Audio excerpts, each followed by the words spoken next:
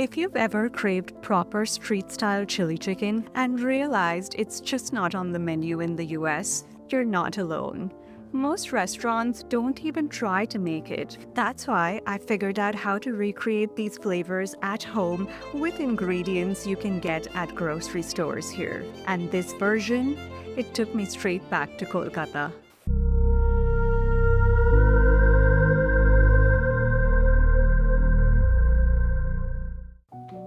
We're starting with boneless chicken thighs, classic for that juicy texture and a marinade of soy sauce, garlic, ginger, and black pepper.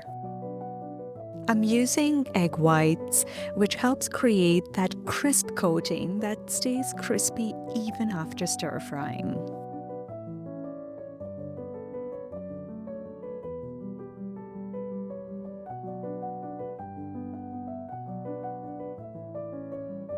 The cornstarch and the baking soda tenderize the chicken so that it remains juicy even after deep frying.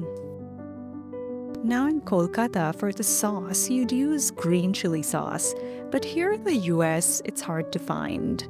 So I've adapted it with bird's eye chili and vinegar, and it still hits that sharp, tangy note. This is exactly what I teach my students to do. Understand the why behind each step so they can adapt and still stay true to the flavor. One of them said, "These lessons didn't just teach me recipes, they gave me independence in the kitchen." That stuck with me because cooking is about confidence, not perfection.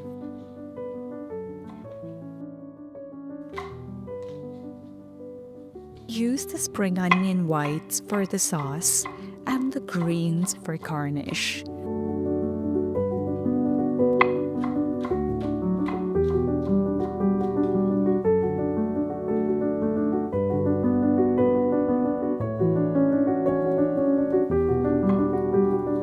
This kind of cooking, it's not just about technique, it's about reconnecting with something deeper.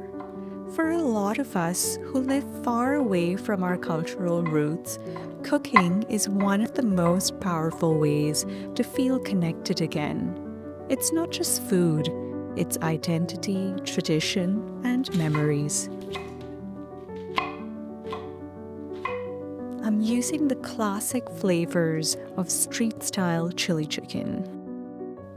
You can use one kind of bell pepper, but I just love the beautiful colors that this offers to dish.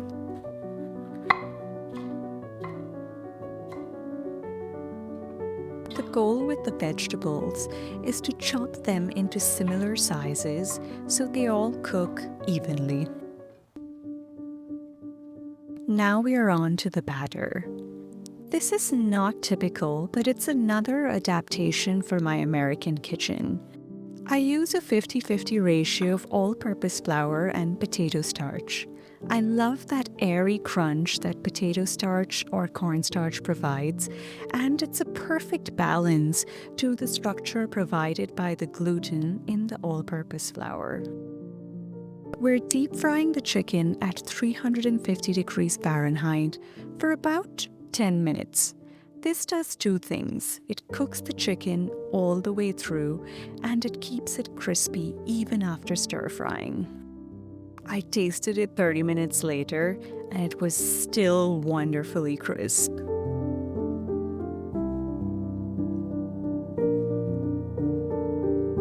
Now we build the sauce. I'm mixing these sauces together now because the stir-fry process is very quick and we want to have everything ready at hand.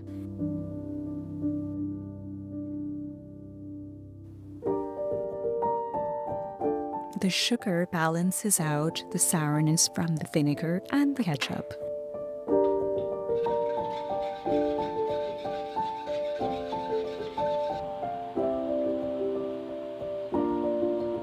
Everything happens on high heat, and I'm using Kashmiri red chilies to add that smoky heat that complements the fresh heat from the green chilies perfectly. Onions, garlic, bell peppers, Soy vinegar and a little ketchup provide that classic Indo-Chinese tang.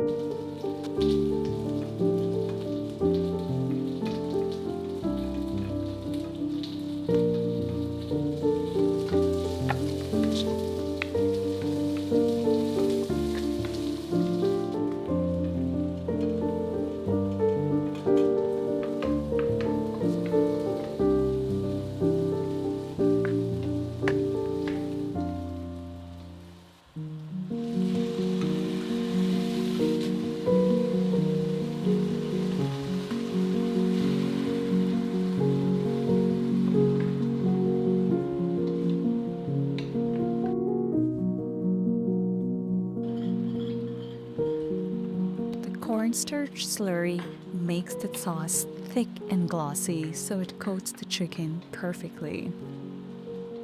Once the sauce thickens slightly, toss in the chicken while it's still hot and turn the stove off for this step. That crisp coating soaks up flavor without going soggy. Spicy, tangy, crispy, and still comforting.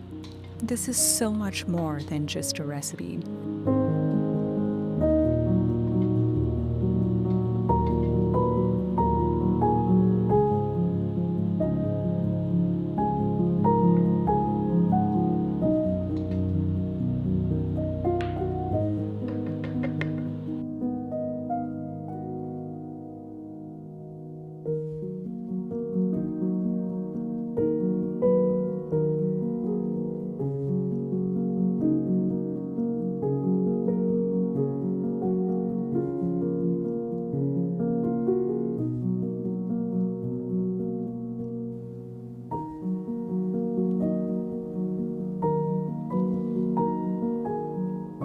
This takes me straight back to the streets of Kolkata.